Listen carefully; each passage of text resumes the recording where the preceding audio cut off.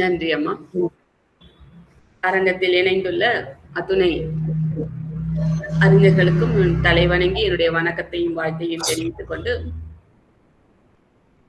ஆழ்வார்கள் வாழி அரங்கநகர் வாழி தாழ்வாதுமில் குறவர் தாம் வாழி எழுவாரும் உய்ய அவர்கள் உரைத்தவைகள் தாம் வாழி செய்ய தன்னுடனே சேர்ந்து. ஆழ்வார்கள் வைணவ ஒரு அதனுடைய மேன்மைக்காகவும் அதனுடைய உயர்வுக்காகவும் அதை பரப்பி மக்களிடையே ஒரு பக்தி உணர்வை, விஷ்ணுவின் பால் திருமாலின் பால் பக்தி உணர்வையும் அவனுடைய அடிமை திறத்தை, இப்ப வைணவத்திலேயே இந்த சரணாகதி தத்துவம் என்பதுதான் ரொம்பவும் ஒரு மேன்மையாக பேசப்படுகிறது. திருமாலிடத்திலே சரணாகதி செய்கிற அடியவர்கள் அவர்கள் தான் வைணவர்கள் என்று அழைக்கப்படுவார்கள். அந்த அளவுக்கு வைணவ மதத்தை பரப்புவதற்காகவும் பக்தி இயக்கம் என்று ஆழ்வார்களுடைய அந்த பாசுர மகிமைகளை அப்படித்தான் சொல்கிறார். பக்தி இயக்கம் என்றே சொல்கிறார். அப்படி 12 ஆழ்வார்கள் இந்த நில உலகிலே தோன்றி வைணவத்தின் பெருமையை வளர்த்து நாராயணன் அவனுடைய பக்கலிலே மக்களுக்கு ஒரு பிரீத்தியையும் அன்பையும் பாசத்தையும் உருவாக்குவதிலே அவர்கள் மிகுந்த தொண்டாற்றி வந்திருக்கிறார். இன்னைக்கு பாக்குறோம், யுகங்களை தாண்டி எத்தனையோ யுகங்கள், 4 வகையான யுகங்கள் சொல்லுகிறோம். அந்த ஒவ்வொரு யுகத்திலும் ஒரு விதமான ஒரு வாழ்க்கை முறை, நாகரிகம் என்று கூட சொல்லலாம், ஒரு பரிணாம வளர்ச்சியிலே முதலிலே பெருமாள் அவதாரம் செய்தார். எத்தனையோ வேள்விகள் யாகங்கள் என்று முனிவர்கள் எல்லாம் தவம் செய்து முக்திக்காக வழி தேடினார்கள். அந்த காலத்திலே, அந்த யுகத்திலே ஆரம்பத்திலே பகவான் அவதாரங்கள் செய்து நிறைய, நம்மளுக்கு தசாவதாரம் தான் முக்கியமாக செய்கிறோம், நிறைய அவதாரங்கள் செய்து அந்த ஒவ்வொரு அவதாரத்திலும் நிறைய உபதேசங்கள் செய்து இந்த மக்களுக்கான வழி நெறிமுறைகள் வேதங்கள் என்று எவ்வளவு கொடுத்தார். அதையெல்லாம் தாண்டி அடுத்தபடியாக ஆழ்வார்களை பிறப்பித்தார் என்று சொல்கிறார். அப்படின்னா பகவானுடைய உபதேசம் என்பது பகவத்கீதைன்னா அவ்வளவு இன்னைக்கு பெருமை, உலகெங்கும் அது பல மொழிகளிலும் மொழிபெயர்க்கப்பட்டு படிக்கப்படுகிறது. நம்முடைய இந்து மதத்தினுடைய ஒரு வேதம், மிகச்சிறந்த ஒரு அறிமுகமான ஒரு நூலாக இருக்கிறது. அது பகவானுடைய திருவாயாலேயே உபதேசிக்கப்பட்டது. மக்கள் மனித குலத்தை கடை தேற்றுவதற்காகவே உபதேசிக்கப்பட்டது, பெருமாளாலேயே உபதேசிக்கப்பட்டது. அதையும் தாண்டி அடுத்த கட்டமாக ஆழ்வார்கள் தோன்றி இனிய தமிழ் மொழியிலே என்ன சொன்னா ஈரத்தமிழ் என்று சொல்கிறார். ஆழ்வார்களுடைய வாய்மொழி ஈரத்தமிழ். மயர்வர மதிநலம் அருளினான் என்று நம்மால் வரை சொல்றார்.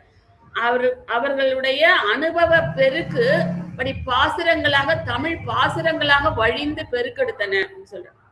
எம்பெருமானை தரிசிக்க செல்கிறார்களாம். இப்படி வெளியிலிருந்து கருவறை நோக்கி செல்கிறார்கள். அவர்களுக்கு முன்னாலே அவருடைய பக்தியானது வெள்ளமாக பெருக்கெடுத்து ஓடுகிறதாம். இவர்கள் வருகிறார்கள் என்று எம்பெருமானுடைய திருவுள்ளத்திலிருந்து கருணை வெள்ளமானது பெருக்கெடுத்து வருகிறார். அப்படி அங்கிருந்து கருணை வெள்ளம் வருகிறது கருவறையிலிருந்து. இங்கிருந்து பக்தி வெள்ளம் ஓடுகிறது. 2 வெள்ளமும் சேர்ந்தால் அந்த பெருமானுடைய திருவருளுக்கு முன்பு 2 வெள்ளங்கள் ஒன்றோடொன்று கலந்து அந்த இடத்திலே தரிசிக்க போகிற இவர்களாலே நிலையாக நின்று பெருமானை தரிசிக்க முடியவில்லை. அந்த வெள்ளத்திலே அகப்பட்டு கொண்டிருக்கிறார். பக்தி வெள்ளமும் கருணை வெள்ளமும் கலந்து பெருக்கெடுத்து ஓடுவது நம்முடைய எம்பெருமானுடைய கருவறை முன்பு. அதனால்தான் இந்த கோயில்கள் எல்லாம் இன்றைக்கு சிறந்த ஆன்மீக தலங்களாக நம்மளையெல்லாம் ஆன்மாக்களை எல்லாம் பரிபக்குவப்படுத்தப்படுகிற இடங்களாக திகழ்கிறது என்றால் அது காரணம் இந்த பக்தி வெள்ளமும் கருணை வெள்ளமும் ஒன்றோடொன்று கலந்து பெருக்கெடுத்து நிற்பதனால்தான். அப்படி ஒரு பரிணாம வளர்ச்சியிலே அவதாரங்களுக்கு அடுத்து ஆழ்வார்களுடைய அவதாரங்கள், அவர்கள் அருளி செய்த பாசுரங்கள். அதான் ஆழ்வார்கள் வாழி அருளி செயல் வாழின்னு நான் சொன்ன பாசுரத்துல ஆழ்வார்களுக்கு வாழ்த்து, அருளி செயல் அவர்களுடைய சும்மா அவர்கள் பாடினார்கள் எழுதினார்கள் என்று சொல்லுவதில்லை. அருளி செயல் வாழி அவர்கள் மயர்வர மதிநலம் அருளினான் எம்பெருமான் அவர்களுக்கு.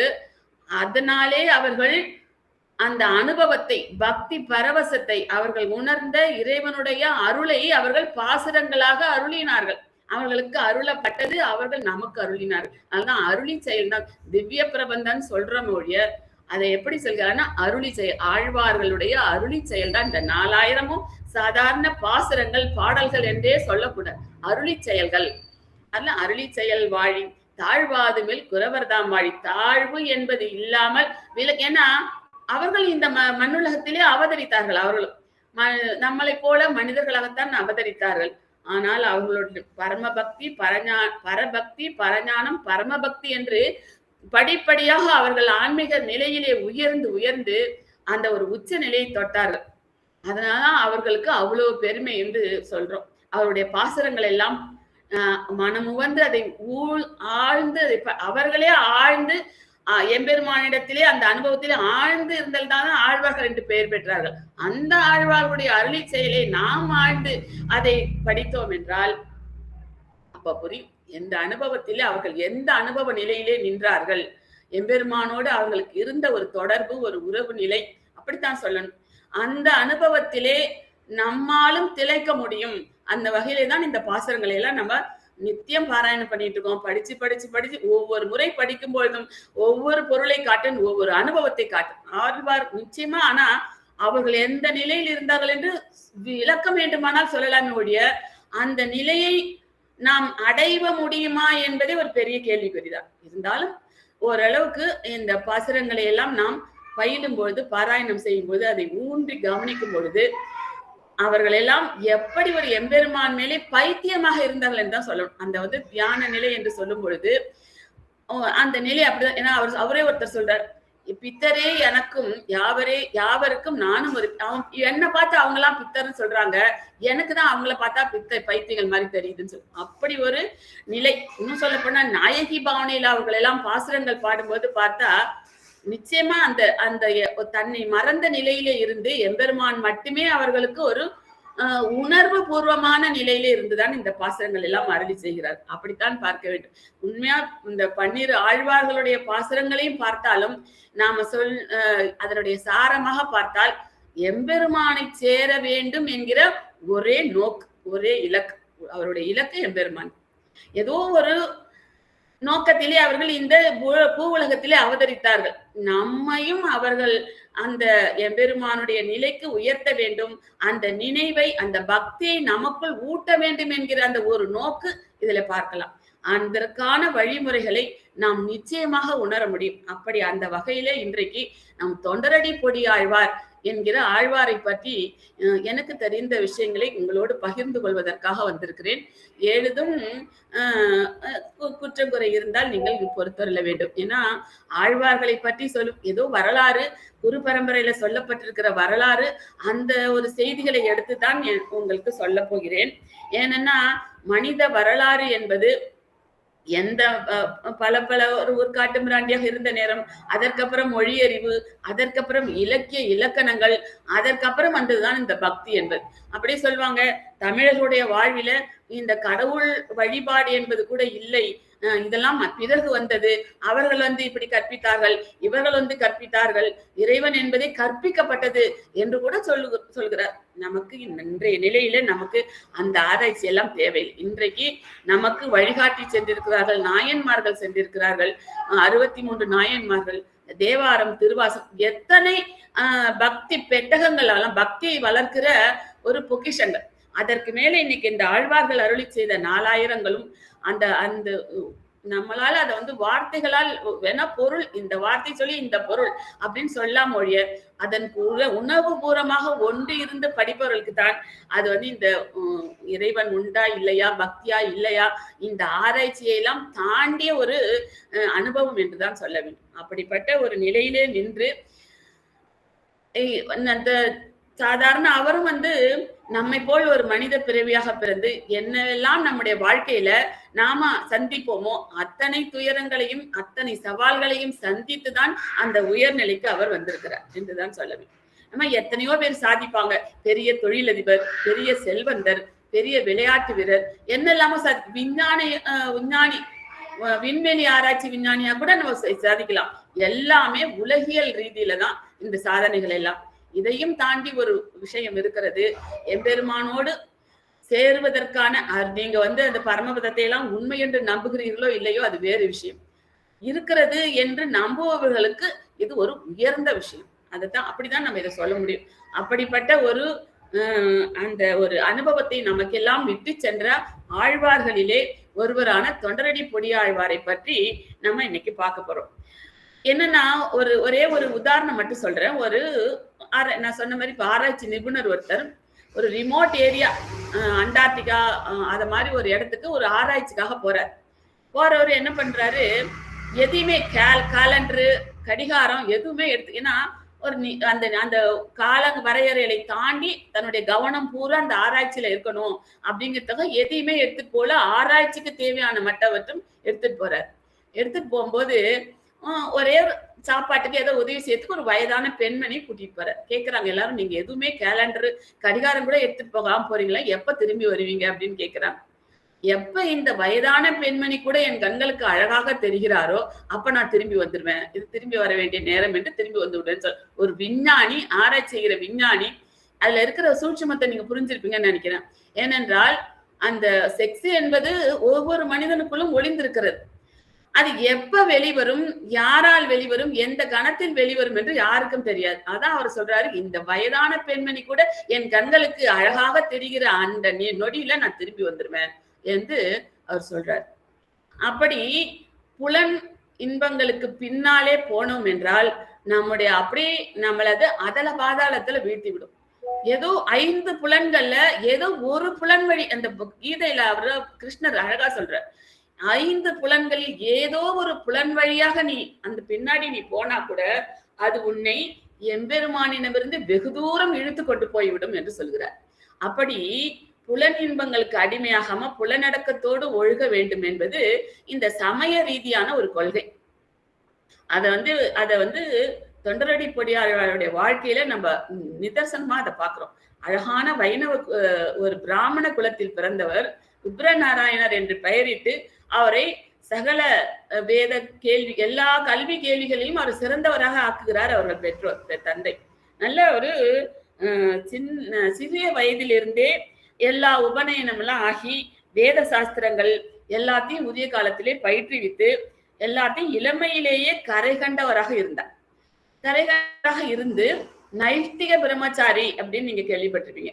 பெண்களை பற்றிய ஒரு உணர்வு, எண்ணம் கனவில் கூட அவர்களுக்கு வராதான். அவங்க அப்படிதான் வெறும் கல்யாணம் பண்ணிக்கொள்ளாமல் இல்லற வாழ்வில் ஈடுபடாமல் இருப்பவர்கள் மட்டும் பிரம்மச்சாரி அவர் என்று சொல்வதில்லை. கனவில் கூட அந்த பெண்ணை பற்றிய ஒரு எண்ணம், அந்த கலவியை குறித்த, செக்ஸை குறித்த ஒரு எண்ணம் கனவில் கூட அவர்களுக்கு வருவதில்லை. அப்படி இருப்பவர்கள் தான் நைஷ்டிக பிரம்மச்சாரின்னு சொல்றோம். நம்ம இதுல வந்து அனுமார் அவர் அத மாதிரி இருக்கிறவங்க தான் என்ன சொல்ல போனா ஐயப்பனை தான் நைஷ்டிக பிரம்மச்சாரி. இன்னைக்கும் அவர் கோயிலுக்குள்ள பெண்களை அனுமதிக்காமல் இருக்கிறார். பெண்கள் அவர் எதிரில் கூட வரக்கூடாது. அப்படி இருப்பவர் தான் நைஷ்டிக பிரம்மச்சாரி என்று சொல்லுவதற்கு தகுதி பெற்றவர். அப்படி ஒரு நைஷ்டிக பிரம்மச்சாரியா இருக்கிறேன் என்று விரதம் கொண்டு அவர் வந்து அந்த நிலையிலே அடைகிறார். அவர் சாஸ்திரங்களை பயின்றதன் பலனாக அப்படி ஒரு உறுதியை எடுத்துக்கொண்டு இருக்கும்போது எம்பெருமானுக்கு, அதுவும் எந்த வேறு 108 திவ்ய தேசத்திலையும் வேறு எந்த பெருமாள் கிட்டையும் போலையும், அவரு திருவரங்கத்து பெருமாளையே அவர் நினைந்து அவருக்கே செய்யணும்னு சொல்லிட்டு திருவரங்கத்துல போய் நந்தவனம் அமைத்து அவருக்கு துளவ தொண்டுன்னு பேர். அதாவது துளசி மாலைகள், துளசி நந்தவனம் அமைத்து துளசி மாலைகள், பூ மாலைகள் எல்லாம் கட்டி சமர்ப்பித்து அந்த அவர்களை பாடிக்கிட்டு திருவரங்கத்திலேயே குடிகொண்டு அங்கேயே அந்த தொண்டு செய்துட்டு அங்க இருக்கிறார்.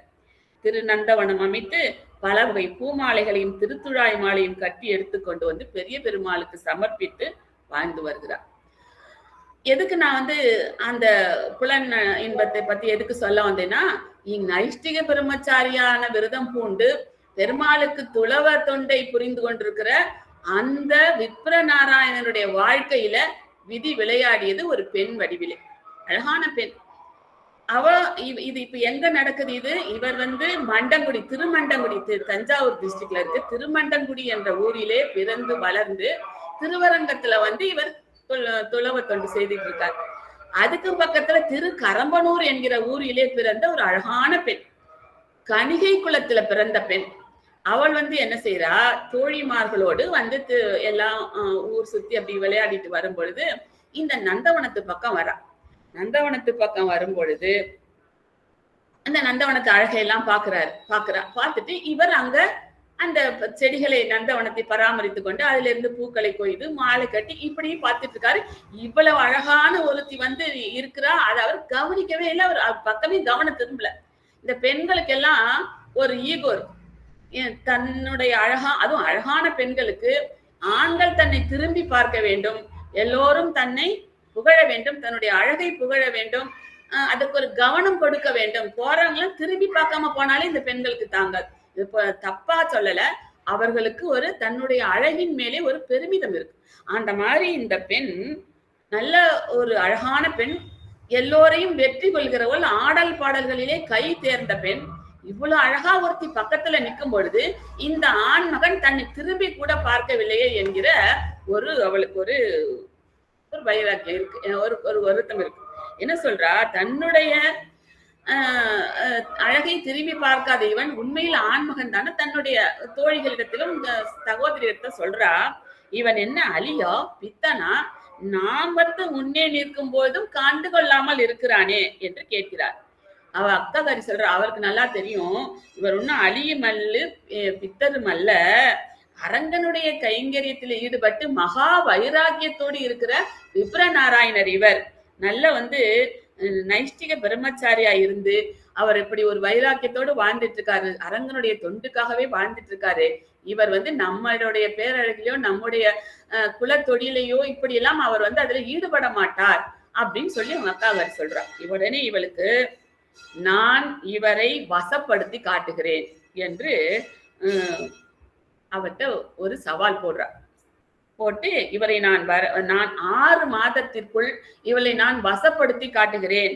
அப்படி செய்யலைன்னா நான் வந்து ஏதோ அவர்கிட்ட சவால் விட்டுட்டு எல்லாரும் போயிட்டாங்க.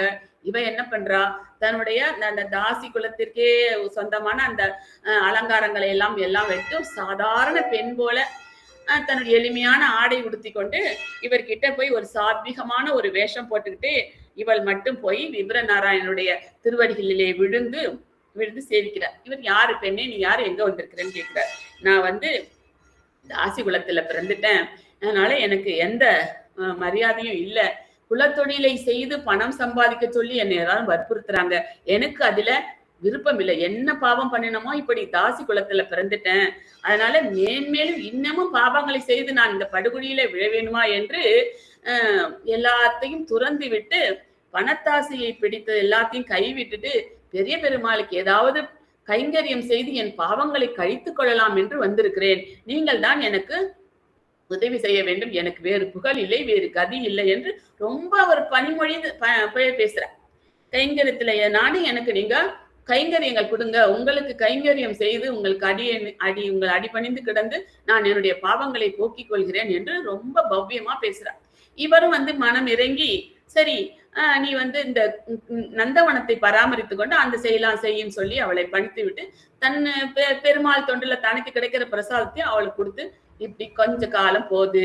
ரொம்ப அந்த நந்தவனத்தை பாத்தி கட்டுறது, அதுக்கு தண்ணி வைக்கிறது, அதை பூ பறித்து கொடுக்கறது, இப்படி இவளும் ரொம்ப பவ்யமா நல்ல புள்ள மாதிரி எல்லா வேலையும் செஞ்சுக்கிட்டு இருக்கிறா. இப்படி 6 மாத காலம் முடிய போகுது. 6 மாத காலத்துக்குள்ள வசப்படுத்தி காட்டுகிறேன் என்று இவள் வந்து சவால் விட்டுருக்கா. அந்த 6 மாத காலத்துக்குள்ள ஒரு நாள் என்ன பெரிய மழை, பெருமழை பெய்யும் போது இவ வெளியில, ஏன்னா சின்ன குடிசை, அவர் இருக்கிறதே சின்ன குடிசை, பக்கத்துல நந்தவனம், அல்ல பெரிய மழை பெய்யும்போது இவள் எங்கே ஒதுங்க இடம் இல்லாதவள் போல அந்த பெருமழையில நினைஞ்சு அப்படியே குளிர்ந்துட்டு நிக்கிற மாதிரி நிக்கிறான். இவர் சொல்றாரு, வா உள்ள வந்து ஆடை மாற்றிக்கொண்டு இந்த குளிர்ல நிக்காத, மழையில நனைஞ்சுன்னு சொல்றார். இவர் உள்ள வந்து மாற்றிக்கொள்ள கூட ஆடை இல்லை. இவர் தன்னுடைய உத்திரியத்தை கொடுத்து சொல்ற, அவெல்லாம் அதை மாற்றிக்கொண்டு இது நீங்கள் இந்த காட்சியில அடுத்தது என்ன நடந்திருக்குன்னு நீங்க வந்து கற்பனை பண்ணிக்கலாம். எல்லாத்தையும் பண்ணிட்டு அது மாதிரி உங்களுக்கு நான் பணிவிடை செய்கிறேன், காலை பிடிச்சு விடுறேன், அப்படி கொஞ்சம் கொஞ்சமா தன்னுடைய வேலையை காட்ட ஆரம்பிக்கிறார். அதுல இவரும் அந்த அவளுடைய வலையிலே விழுந்து விடுகிறார். அதுதான் அங்க இருக்கிற செல்வம். ஏன்னா என்ன ஒரு நல்ல ஒரு நைஷ்டிக பிரம்மச்சாரியாக வைராக்கியம் பூண்டிருந்த அவரை கூட ஒரு பெண் தன்னுடைய அழகினாலும் தன்னுடைய குணத்தினாலும் நடத்தையினாலும் வீழ்த்த முடியும் என்பதற்கு ஒரு சிறந்த ஆதாரம். அப்போ அவரும் கொஞ்சம் கொஞ்சமா இவருடைய வலையிலே வீழ்ந்துட்டா. மயக்கிட்டு அவரை சரியா மயக்கி இவர் சொன்னதை செய்து காட்டிவிட்டார். என்ன பண்றா ஆச்சு, இவரும் அவருடைய பெரிய பெருமாளுடைய தொண்டினை கூட மறந்து இவளுடைய அழகிலே இவளுடைய ஒரு கலவியிலே மழுகி கிடக்கிற அளவுக்கு இவரை மயக்கி வைத்திருக்கிறார். இவர் அப்படி மயங்கி கிடக்கிறார். அந்த துளவ தொண்டுக்கு கூட போகல இவர். ஒரு மாசம் ஆச்சு. இவன் என்ன பண்றான், அவரை விட்டு தன்னுடைய வீட்டுக்கு போயிடுறான். திருக்கரம்பனூரிலே இருக்கிற தன்னுடைய வீட்டுக்கு சென்று விடுகிறார். இவரால அவளுடைய பிரிவை தாங்க முடியல. ஏன்னா அந்த அளவுக்கு அந்த புலன் இன்பங்கள் இவரை ஆட்கொண்டு, எவ்வளவுக்கு எவ்வளவு பெரிய பெருமாளுடைய தொண்டிலும் அந்த எண்ணத்திலும் இருந்தவர் இன்றைக்கு ஒரு தாசியினுடைய மயக்கத்திலே மூழ்கி கிடக்கிறார். இது வந்து விதியின் வேலை என்பதா, இல்லை இவ சாதாரண ஒரு புலனின்பத்துக்கு ஆட்பட்டாரே இப்படி ஒரு பெருமாள் அடியார் என்று சொல்வதா, என்ன விதியின் விளையாட்டு என்று சொல்வதா? தாயார் கேட்கிறா பெரிய பெருமாள்கிட்ட, இப்படி கூட நடக்குமா சுவாமி? ஒரு எவ்வளவு நம்மளிடத்திலே ஒரு அந்தரங்க விசுவாசமாக இருந்தவர், அவருடைய வாழ்க்கையில் இதெல்லாம் தேவையா சுவாமின்னு கேட்கிறார். தாயார் பெருமாள் கிட்ட கேட்கிறார். அவர் சொல்றார், இருக்கட்டும், இதுவும் ஒரு லீலைதான். இவரை இன்னும் இவருடைய பரிபக்குவம் நைஷ்டிக பிரம்மச்சாரியாகவே இருந்தாலும் கூட இவருடைய நிலை இன்னும் பரிபக்குவம் அடைவதற்காகவே நாம செய்தோம். இது பாரு என்ன நடக்குதுன்னு பாருன்னு சொல்றார். இவர் வந்து அவருடைய நினைவிலேயே இருந்தவர் அவருடைய பிரிவை தாங்க முடியாமல் அவளுடைய வீட்டுக்கு, திருக்கரம்பனூர் வீட்டுக்கு எங்கேயும் தேடிட்டு போறார். ஆனா இவர்கிட்ட ஒண்ணுமே காசு இல்லை. இவர் சும்மா நந்தவனம் வேலை செய்து கொண்டு பெரிய பெருமாளுக்கு மலர் மாலை சாற்றி கொண்டு அவங்க கொடுக்கிற பிரசாதத்தை உண்டு கொண்டு இருக்கு. இவர்கிட்ட என்ன ஒரு பைசா கையில கிடையாது. அவள் வீட்டுக்குள்ள அனுமதிக்க மாட்டேன், காசு இல்லாத ஆளு, வெறும் ஆளு, உன்னை எப்படி வீட்டுக்குள்ள அனுமதிக்க மாட்டேன் என்று சொல்லி விடுகிறார். இவரால திரும்பி போகவும் முடியல. அவள் வீட்டு திண்ணையில் கிடக்கிறார். என்ன ஒரு நிலை பாருங்க. வீட்டு திண்ணையிலேயே தயங்கி கிடக்கிறார். வில்ல அனுமதிக்க மாட்டேங்கிறார். எப்படி சொல்லிட்டு பெருமாள் அடுத்த ஸ்டெப்பு, ஒரு பெருமாளுக்கு அந்த கருவறையில பரிமாற வச்சிருக்க தங்க வட்டி, தங்க கிண்ணம், அதை எடுத்துட்டு போய் அந்த பேர் தேவதேவி, அவ வீட்டு வாசல் கதவை தட்டி, இது அழகிய மணவாளனுடைய தங்க வட்டில், அழகிய மணவாளன் யாருன்னா பெரிய பெருமாள், அழகிய மணவாளன் இந்த விப்ர நாராயணன் என்னுடைய தோழன், அவருக்காக இதை கொடுக்குறேன், கொடுத்து நீ அவர் சார்பாக தான் கொடுக்க சொன்னான்னு சொல்லி இந்த தாசி கிட்ட கொண்டு வந்து கொடு. அவளும் அந்த தங்க வட்டியில பார்த்து ஆசைப்பட்டுட்டு அவளை உள்ள வர சொல்றாரு. அவரும் உள்ள போறாரு. உள்ள போய் கதை தொடர்கிறது. மறுநாள் பார்த்தா அர்ச்சகர்கள் பரிசாரெல்லாம் பார்த்தா தங்க வட்டியிலை காணும் என்று ராஜா கிட்ட செய்தி போகுது. சேவர்கள் எல்லாம் ஊர் புறா சலடை போடுறாங்க. யாருன்னு யாரையோ பிடிச்சி அர்ச்சகர்கள் பரிகாரர்கள் எல்லாரையும் பிடிச்சி விசாரணை தண்டிக்கிறாங்க. இதை பார்த்துட்டு ஒருத்தி போய் எங்க வீட்டுல அந்த தேவ தாசியினுடைய வேலைக்காரி அவ சொல்றா, அங்கதான் இருக்கு, அவங்க வீட்டை நான் பார்த்தேன், அங்கதான் படுக்கையில வச்சிருக்கிறா, இது அழகிய பெருமாள் அந்த விப்ர நாராயணன் தான் கொடுத்தான்னு செய்தி போயிடுச்சு. அங்கேருந்து வந்து இவங்க வீட்டுக்கு வந்து 2 பேரையும் கைதி பண்ணி கொண்டு சிறையில் அடைக்கிறார்கள். இதுவும் அப்பதான் வந்து விப்ர நாராயணுடைய அவருடைய ஞான கண் விழித்துக் கொள்கிறது. இப்படி ஒரு பெண்ணிடத்திலே இருந்த மயக்கத்தினாலே இன்றைக்கு சிறைச்சாலையிலே வந்து அவமானப்படுகிற அளவுக்கு நம்முடைய நிலைமை இழிந்து விட்டதே என்று அன்றைக்கு வருந்தியவர். அது பார்த்தீங்கன்னா இது ஒரு எண்டு. அடுத்த எண்டு எங்க போறார் பாருங்க. அதுதான் அந்த திருமாலை திருப்பள்ளி எழுச்சி என்கிற பாசுரங்களை பாடி முழுக்க முழுக்க எம்பெருமானுடைய அடியவர்களுக்கும் அடியவனாக இருக்கிற நிலைக்கு அவரை மாற்றுகிறது. அந்த கைது பண்ணவர் அந்த திருப்பி அரசனுடைய கனவிலே பெருமாள் தோன்றி, நாம் செய்த லீலைதான் இது, விப்ரநாராயணர் பேரில் எந்த தவறும் இல்லை, அவரை திருத்தி பணிகொள்வதற்காகவே இந்த லீலையை செய்தோம் என்று சொல்லி அந்த வெற்றிலை திருப்பி அவரை விடுவித்து திரும்பவும் அந்த பாவம் இப்படி ஒரு தாசியின் இடத்திலே மயங்கி கிடந்து இந்த அளவுக்கு நம்முடைய நிலைமை கீழ் இறங்கி விட்டதே என்று மனம் வருந்தி அவர் அந்த தொண்டர்கள் அடியார்களுடைய அடிப்பொடி பாதங்களை கழுவி அந்த நீரை குடித்தார். எப்படி திருமால் அடியோருடைய பாதங்களை கழுவி அந்த திருப்பாத தீர்த்தத்தை அவர் அன்னையிலிருந்து பேரையும் அடிப்பொடி, தொண்டர்களுடைய அடிப்பொடி என்று பெயரை விப்ரநாராயணராய் இருந்தவர் தொண்டரடிப்பொடியாராக மாறிய அந்த ஒரு அருமையான ஒரு கதை இதுதான்.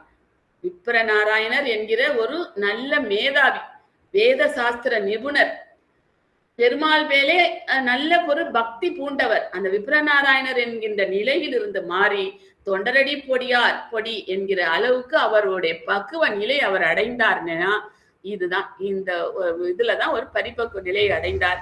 அவர் தொண்டரடி பொடி ஆழ்வாராக இன்னும் அதற்கு மேலே நிலை எழுதுகிறார். இந்த பாசுரங்களை பாத்தீங்கன்னா திருமாலை பாசுரங்கள், திருப்பள்ளி அடிச்சு பாசுரங்கள், அதையெல்லாம் பாத்தீங்கன்னா திருமாலை அறியாதார் திருமாலை அறியார் என்று சொல்லும். இந்த திருமாலை பாசுரங்களை அறிந்தால் திருமால், அந்த திருமாலையே அறிந்ததுமாக, அப்படி ஒரு படித்தால் உள்ளம் உருகாதவர் இருக்க முடியாது, அழுவாதவர்கள் இருக்க முடியாது.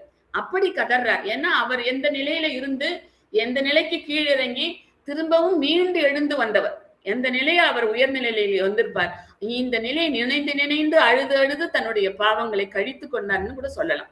அப்படி அந்த திருவாசகத்திற்கு உருகாதார் ஒரு வாசகத்துக்கு உருகார்னு அந்த திருவாசகத்தை பத்தி சொல்லுவாங்க. அந்த மாதிரி இந்த திருமாலைக்கு உருகாதவர்கள் ஒரு மாலைக்கும் உருக மாட்டார்கள். அழாம யாரும் இருக்க முடியாது. படிச்சா சொல்றார் பாருங்க, ஊரிலேன் காணி இல்லை உறவு மற்றொருவர் இல்லை, பாரிலின் பாதமூலம் பற்றிலேன் பரமமூர்த்தி, காரொளி வண்ணனே கண்ணனே கதறுகின்றேன் ஆருளர் கலைகண்ணம்மா அரங்கமானகருளானே. யார் எனக்கு என்னுடைய துன்பத்தை களைவதற்கு ஆறு இருக்கிறார்? ஊரிலேன் காணி இல்லை, எதுவும் இல்லாம தானே அவர் அரங்கத்திலே வந்து நந்தவனத்தை அமைத்து அந்த தொண்டு தானே செஞ்சிட்டு இருந்தார். ஊரிலேன் காணி இல்லை உறவு மற்றொருவர் இல்லை, எதுவும் இல்லைன்னு தானே இருந்தார். பாரிலின் பாத மூலம் பற்றிலேன் பரமமூர்த்தி, நீனே எனக்கு உன்னை பற்றி இருக்கிற உனக்கு நீயே அருள் செய்யவில்லை என்றால் காரொளி வண்ணனே கண்ணனே கதறுகின்றேன் ஆறுலது கலைக நம் ஆறு எனக்கு என்னுடைய துன்பங்களை என்னுடைய துயரை யார் ஆற்ற முடியும்? அப்படி ஒரு பாட்டிலையும் பாத்தீங்கன்னா கதறுறாரு. அப்படி மனத்திலோர் தூய்மை இல்லை வாயிலோர் இன்சொல் இல்லை, சினத்தினால் சிற்றம் நோக்கி தீவிரி வீவன் வாழா, உணத்துழாய் மாலையானே பொன்னிஷு திருவரங்கா, எனக்கு இனி கதி என் சொல்லாய் என்னையால் உடைய கோவே, என்னை ஆளுகின்றவன் எனக்கு அருள் செய்ய வேண்டியவன் நீதான். எப்படி நீயே என்னை கவனிக்கவில்லை என்றால் எனக்கு இனி கதி என் சொல்லாய், என்ன கதியும் கேள். அந்த மாதிரி அவன் அந்த நிலையிலிருந்து மாறி ஒரு உன்னதமான ஒரு தொண்டனாக அவர் மாறிய கதையை கேட்டு அந்த அடிப்படையில இந்த பாசுரங்களை பாத்தீங்கன்னா, எப்படியெல்லாம் ஒரு ஜீவன் எம்பெருமானை நோக்கிய பயணத்திலே தன்னுடைய நிலையை உயர்த்தி கொண்டு பரிபக்குவ நிலையை அடைந்து இந்த எம்பெருமானையே சென்றடைய வேண்டும். இது அந்த மாதிரியான ஒரு எண்ண போக்கு உள்ளவர்களுக்கு தான் இது அது முழுசாக புரியும். நம்ம நல்லா தானே போயிட்டு இருக்கு வாழ்க்கை, இதுக்கு எதுக்கு பிறவி வேணாம், இந்த உடல் வேணாம், இந்த தேகம் வேணாம், எதற்குன்னு இது ஏதோ ஒரு பைத்தியகாரத்தனமான ஒரு இது கூட தெரியலாம். பிறவி வேணாம்னு இந்த ஆழ்வார்கள் எல்லாம் இதைத்தானே சொல்லி திரிகிறார்கள். இனி ஒரு பிறவி வேணாம், இனி எனக்கு இந்த இது வேணாம், இதோட முடிச்சுக்கோன்னு ஏன் இதெல்லாம் சொல்லிட்டு நல்லா தானே போயிட்டு இருக்கு வாழ்க்கை அப்படின்னு சொல்லலாம். ஏன்னா அப்ஸ் அண்ட் டவுன்ஸ் சொல்லுவாங்க. அப்ஸ் அண்ட் டவுன்ஸ் இல்லாம ஒரு நல்ல ஒரு சோலை வனத்தின் மலர் சோலைகளின் நடுவே நம்முடைய பயணம் அமைஞ்சது. அப்படியே தென்றல் அடிக்குது, அழகான வெப்பம், சூரியன் கூட அழகா நமக்கு இதமா இருக்கிறான், நல்ல ஒரு பாதை, நல்ல ஒரு இனிமையான பயணம் இந்த வாழ்க்கை அப்படின்னு இருக்கிறவங்களுக்கு அதை பத்தி அடுத்த சிந்தனை வர தோணுவதில்லை, வரப்போவதில்லை. ஆனா இந்த மாதிரி வாழ்க்கையில அடிபட்டு அடித்தளத்துக்கு போய் பாதாளத்துக்கு போய் விழுந்து அதிலிருந்து எழுந்து முயற்சித்து அந்த பரிபக்குவ நிலைக்கு போறாங்க பாருங்க, அவங்களுக்கு தான் இந்த அருமை புரியும். வேணாம், எவ்வளவோ கஷ்டப்பட்டாச்சு, இதுக்கு முன்னாடி எத்தனையோ பிறவிகள் இருந்து என்ன பண்ணணும் தெரியாது, இந்த பிறவியில இவ்வளவு கஷ்டப்பட்டு முன்னுக்கு வரும். அடுத்த பிறவி என்பது ஏன்னா பிறவிகள் 7 பிறவிகள் சொல்றாங்க, எத்தனையோ பிறவிகள் சொல்றாங்க.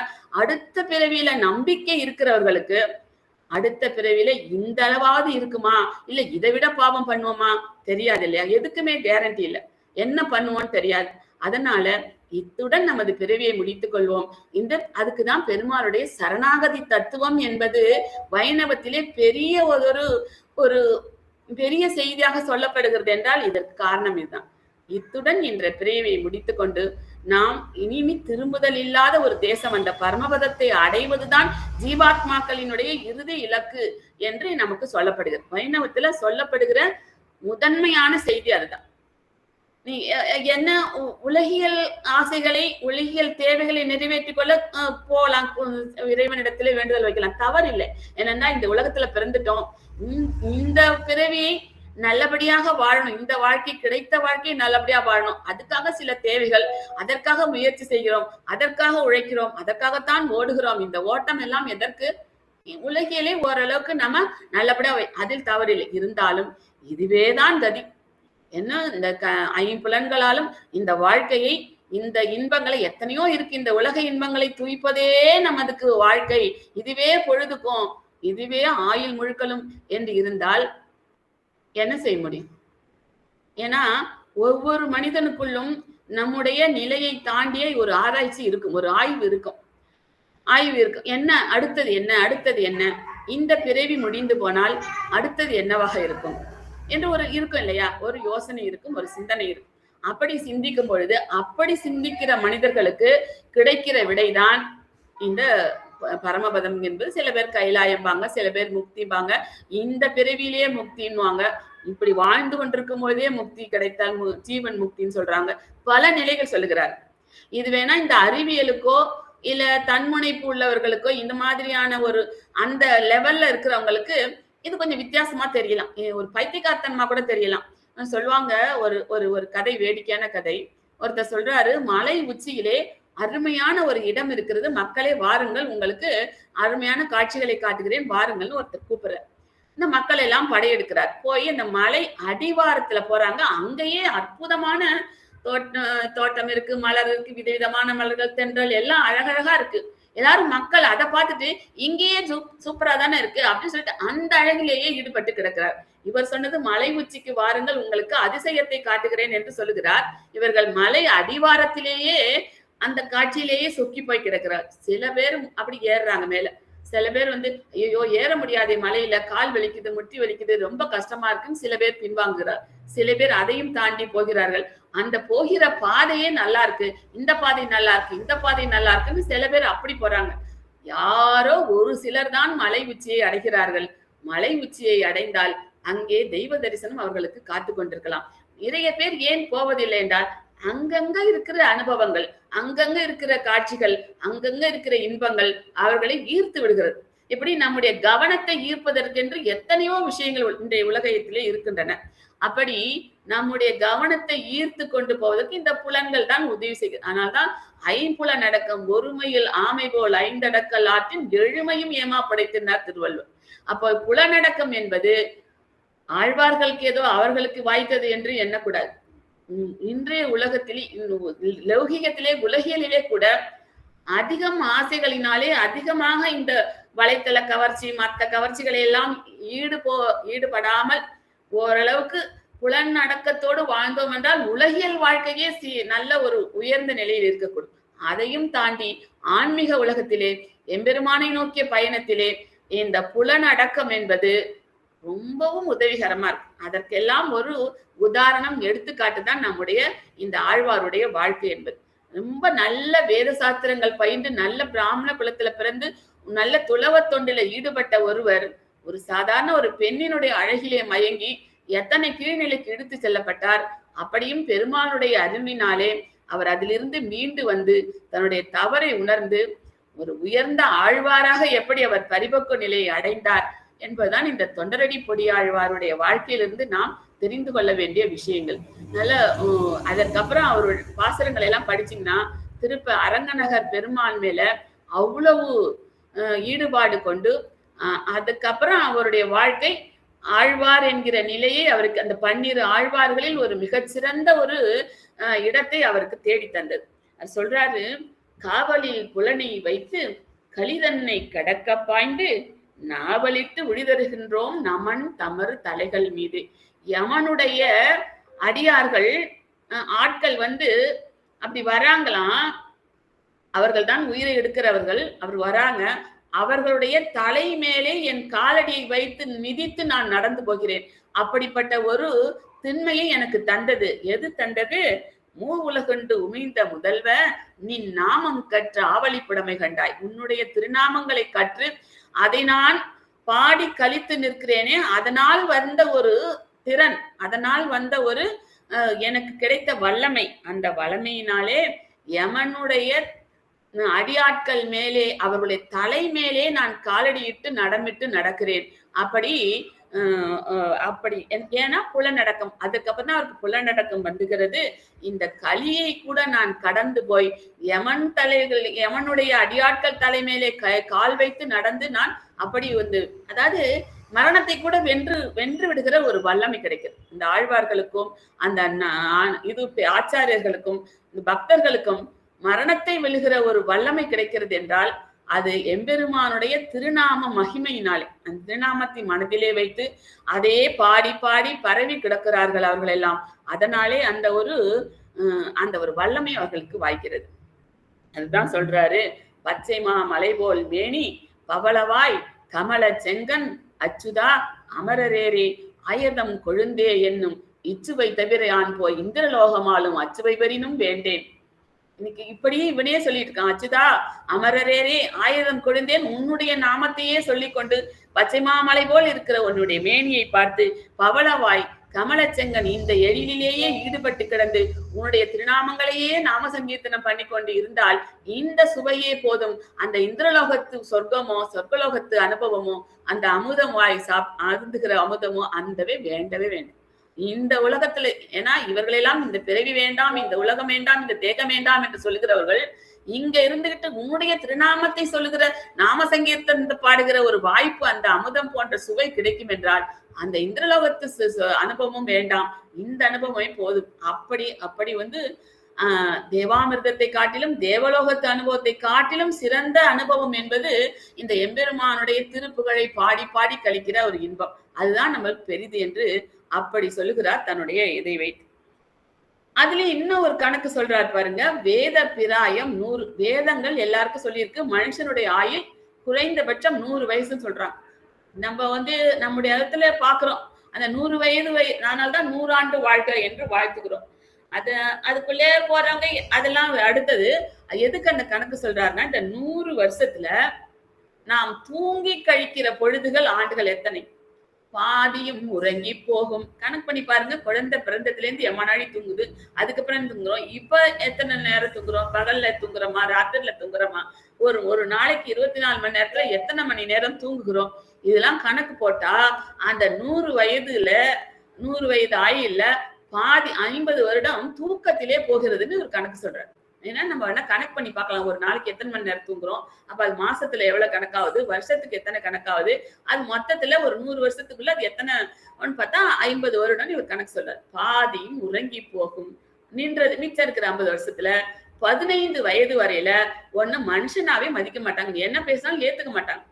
ஏன்னா சின்ன பிள்ளை எதோ சொல்றான்னு உன்னுடைய ஆலோசனைகளை கூட நல்ல கருத்துக்களை கூட ஏற்றுக்கொள்ள மாட்டார். ஏன்னா 15 வயசுனா ஒரு 10வது 12வது 10வது வரைக்கும் தான். அது வரைக்கும் உன்னை படிப்பது அவர்கள் தான் ஏவி கொண்டிருப்பார்கள். இப்படி இரு, இப்படி இரு, இப்படி நடக்கணும்னு சொல்லி அவர்கள் தான் உனக்கு அறிவுரை சொல்லி கொண்டிருப்பார். அதனால உன்னை யாரும் ஒரு ஜீவனாகவே மதிப்பதில்லை. 15 வருஷம் இப்படி போச்சா, அப்ப 50 15 போயிடுச்சு. நின்றதில் 17 ஆண்டு பேதை பாலகன், அதாகம் பேதைன்னு சொல்லுவாங்க, பாலகன் சொல்லுவாங்க, இளைஞன்னு சொல்லுவாங்க. அது கணக்கிலே வராது. அதுக்கப்புறம் பார்த்தா பெண்கள் பின்னாலே போவ, அப்புறம் இல்லறத்திலே இருக்க நினைப்ப. இதெல்லாம் முடிஞ்சு உனக்குன்னு ஒரு குடும்பம் ஆடி ஓடி ஓஞ்சி திரும்பி பார்த்தா பிணி பசி மூப்பு துன்பம். பிணி வந்திருக்கும், பசிய நீக்கிறதுக்காக ஓடி இருப்ப. பார்த்தா முதுமையே வந்திருக்கும்.